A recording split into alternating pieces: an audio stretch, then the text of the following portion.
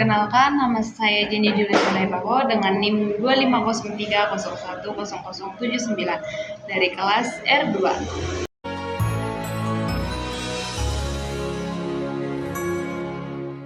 Di sini saya akan mengerjakan UTS dari mata kuliah pembelajaran berbasis teks, di mana saya akan menganalisis ATP dari tugas 7 saya.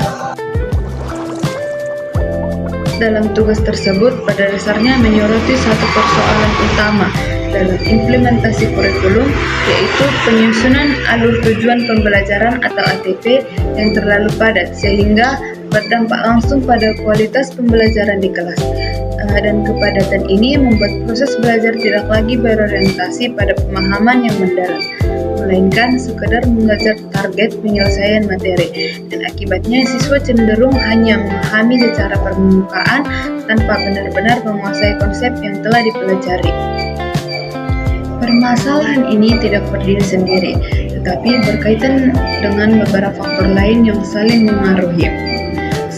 Salah satunya adalah banyaknya tujuan pembelajaran yang harus dicapai dalam waktu terbatas, sehingga gurunya tidak memiliki ruang untuk melakukan pendalaman materi.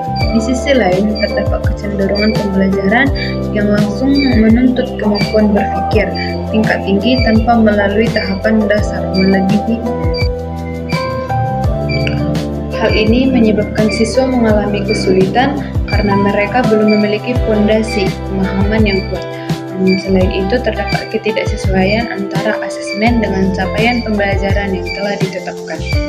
Penilaian yang dilakukan tidak sepenuhnya mengukur apa yang harus dicapai oleh siswa, sehingga hasil belajar menjadi kurang valid. Dalam kondisi ini, pembelajaran kehilangan arah karena tujuan, proses, dan evaluasi yang tidak berjalan dengan selaras.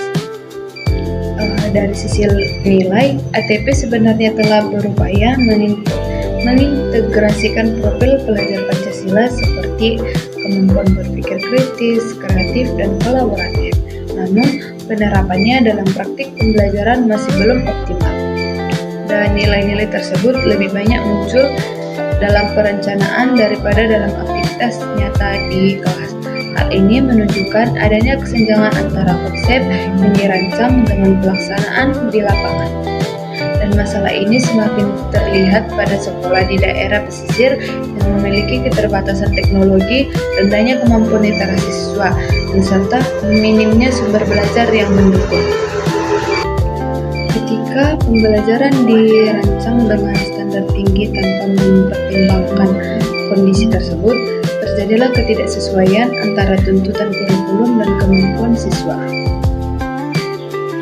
Dampaknya, pembelajaran menjadi kurang efektif, siswa tidak memahami materi secara mendalam, dan guru lebih fokus pada penyelesaian target daripada kualitas proses belajar. Dalam jangka panjang, kondisi ini dapat menghambat pengembangan kompetensi siswa serta memperlebar kesenjangan pendidikan antara daerah yang memiliki fasilitas memadai dan daerah yang terbatas. Dan secara keseluruhan, meskipun perancangan kurikulum sudah dirancang dengan baik dan secara konsep, pelaksanaan masih menghadapi berbagai kendala yang kompleks. Dan kepadatan ATP ini menjadi inti permasalahan yang memicu sebagai dampak dalam proses pembelajaran. Oleh karena itu, diperlukan penyesuaian ATP yang lebih realistis, kontekstual, dan sesuai dengan kebutuhan siswa agar pembelajaran dapat berjalan lebih efektif dan bermakna. Sekian dari video saya.